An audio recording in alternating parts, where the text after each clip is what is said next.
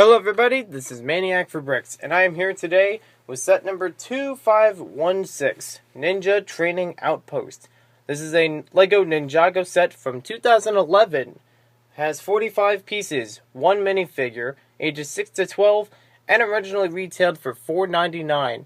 You would think something like this would be put into a poly bag. Well, actually, this was first introduced as a small box set. Let's take a closer look at the set now. I'll start off with the instructions, which shows us the main artwork of the box. And you basically see Cole that's getting ready to train with a target. He's even got a crossbow in hand. And it also shows you the old Ninjago logo with the red as, meaning Kai. A very simple method of going through the instructions. Very easy build. Not too hard for anyone. Didn't really find any problems with building this. In the back you get one page for the piece count. It shows you the Ninjago sets of 2011. Very nice ones. I wish I had some of these. Especially that. Maybe even the Turbo Shredder too. That was a good one. I missed it. And it even shows you Cole's spinner set as well as his Earth skeleton enemy. So it advertises Spinjitzu, the game, and the Lego Club on the back, and the Win Kid. So let's get to the minifigure now. Here is the original debut of Cole, the Earth Ninja.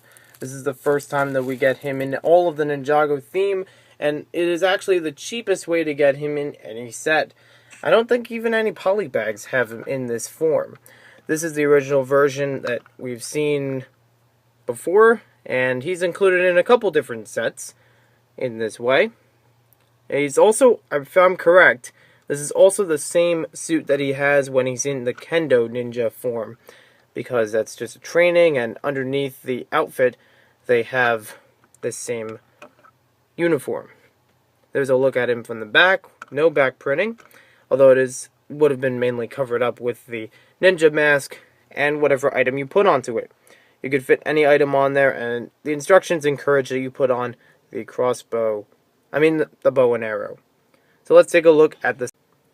So here we have the Ninja Training Outpost. Although it doesn't look like much, this actually packs a whole bunch of different features, mostly due to the accessories. Since there's no actual play features, it's mostly imaginative play on this level. But there are still some neat things about it. First, we'll take a look at the target itself. I think this is actually a very nice construction for making a basic target, whether or not it has to be used for Ninjago. If you want to use this for any archery or even, other fighting type themes and setups, this is actually a neat build, very efficient on pieces, and, just does the job. You could also angle it in different positions if you want to have it for storage, or, maybe test your skills. You can't actually stick anything onto the target. That is a disclaimer, so that you can't actually fit any of the weapons, like if you throw knives at it, they can't attach onto the target, so you can't really keep track of what you hit, accurately. And the bow and arrow is only in one piece, so you can't have an arrow shoot out of it and hit the target. So, a little bit of a downer, but I went into buying the set kind of with that thought in mind. Here we have a look at the outpost itself. It's all made on a 6x6 round piece. Round plate, that is. And I really like that part because it's just a nice part to have. Very unique. We have a small barrel which you could store stuff in if you wanted to. We have a scorpion just wandering around. We have a little bit of plants as well as, a small building to build. And as we look around on the side, you can see it has a pin sticking out on one side and a hole on the other. That's because this set encourages that you build it and attach it to some other Ninjago sets, mostly the base type sets, such as the Spinjitzu Dojo, the Skeleton Bowling, and the Mountain Shrine, all from 2011. These are all sets that can interact with one another in terms of combining, so that you can have a big Ninjago training area. It's actually pretty cool, in my opinion. So it's also an interesting build how they made this whole section. even though the pieces holding on the accessories are just one large piece, it's still nice that they, add a little bit of detail in here.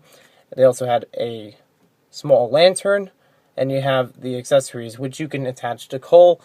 I actually remember a while ago I made a little animation with this, but it's not, I don't think it's available on YouTube. Sorry. It's a neat little set if you just want to get your feet wet with Ninjago. This is actually the first/second set that I bought in the entire theme.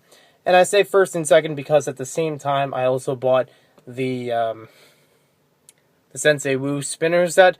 So this is technically my first place set from the theme, and it was a good start. I was happy to move on to bigger and better things from Ninjago, and I think it was a neat build. I have a very creative thought into it, and I've actually seen pictures online where people took 4 of these and put them together, all surrounding each other.